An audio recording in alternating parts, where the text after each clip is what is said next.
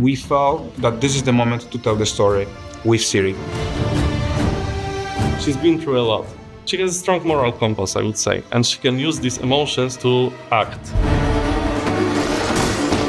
Ciri is all about becoming the Witcher, and she is very determined to follow this path.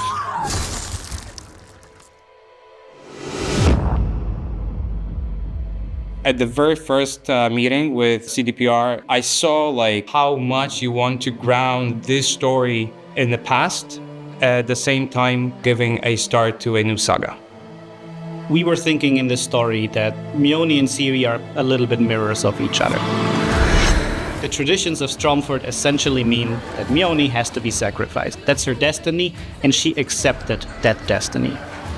Ciri is known as someone who does not accept destiny. She fights back at it. Ciri was exactly feeling what Mione could feel. Even just looking at her, hearing, her voice trembling when she goes, I shall be, the bringer of salvation. And you can hear that there is a duty in that. There is something you grew up with. There's something you should do, but deep inside, you know that this is bad. So they have a very brief interaction in the woods when she says, save yourself, right? That this is something that your older sister would say, your friend, you're someone close to you. Just from this brief interaction, she can exactly know what she is feeling. And she's like, your life is more important than those stupid superstitions that your village grew up with.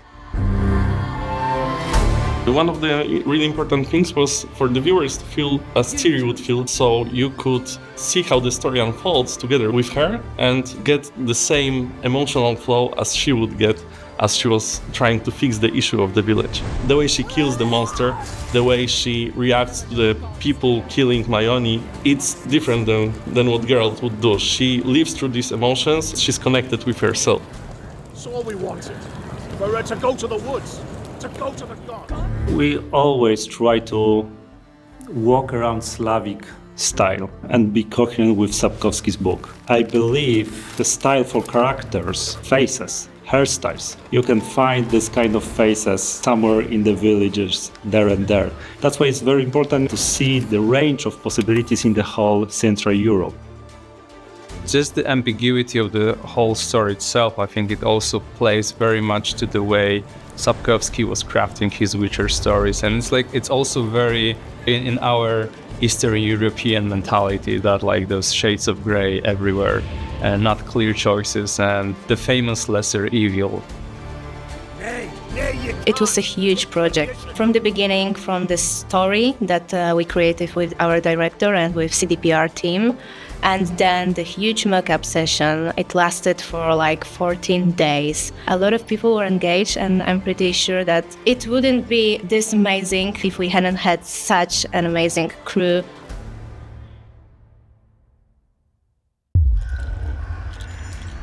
We want you as a viewer to get really into this world, to get close to these characters, to understand what they're going through, because this world is brutal, it's visceral, it's grounded, and we want you to feel it. The whole idea for the trailer was that we want to have natural looking camera, not artificial one, not CGI. That's why we decided to record all those virtual cameras on stage and then later use it. In a trailer, for example, when you see Ciri, when she enters the fog, you can see that she's confused, that she doesn't know where to look, that the camera is more aggressive with motion, and we wanted to express more of this confusion. We wanted to have this glimpse of truth in it. But also there are scenes when magic happens, and then we want to switch from those handheld cameras to more creative one. The style completely changes, so we go with cranes now, we go with dollies. That was quite a lot of work to animate them properly and have this magical feeling to them.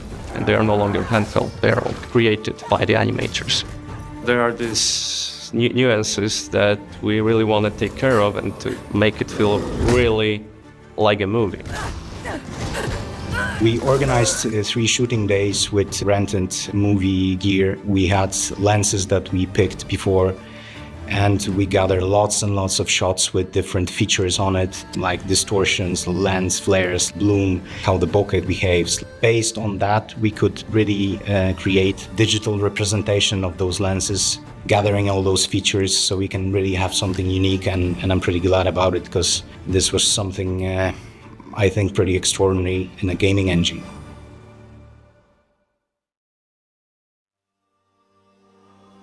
My favorite part is the beginning, essentially. It's where we parallel the traditional preparations that Mjolnir goes through and then the Witcher preparations that Ciri goes through. For the Mjolnir, we had a more pleasure to eye color palette and a bit warmer. But for the Ciri, we set up our environment darker and more moody. We wanted to create a bit more mysterious mood, which allows us to create more dense atmosphere and bring to the table a bit different story, because at the end, both of characters having a unique story behind preparation.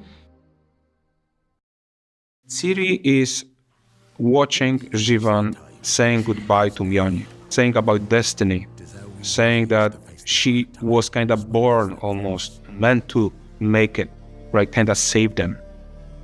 It was really important for us to actually write this monologue in a way that Geralt could have said that about Ciri as well.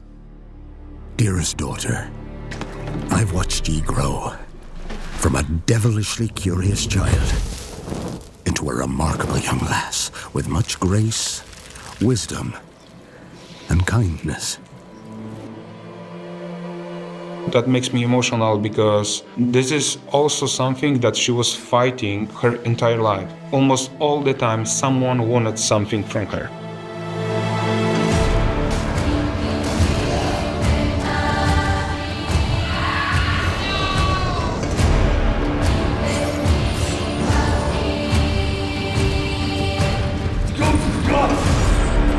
Created a physical representation of Bauk's shoulders and his attacking arms, and having 4 operators, we kind of recreated the whole monster.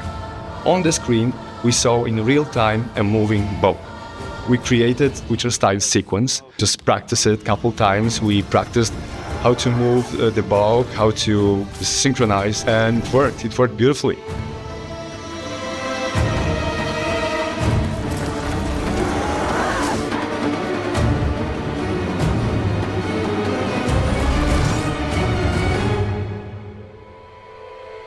When it comes to cooperation, like from the animation perspective, we did start with animation guideline for the Bauk. I've known Bauk for a while, and I kind of found a way to divide him into 3 specific parts. So when it comes to the head, for us, it's kind of like a goblin head on a neck of a snake.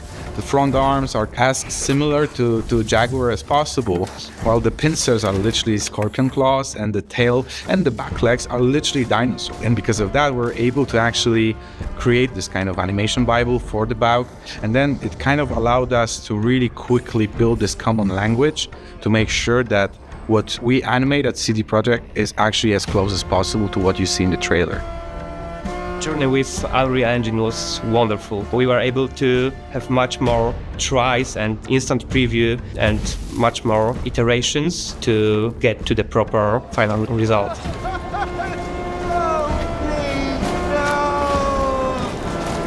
wants to go to the woods.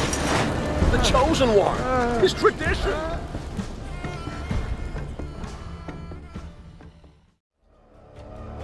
Well, the first thing that puts a smile on my face is the runtime, of course. I'm really glad we could pull up 6 minutes so that even if you don't know anything about The Witcher, you can just play it, watch it, and it's a short story that's understandable from the start to finish. I love the slow burn, which is something very unique for a game trailer, I would say.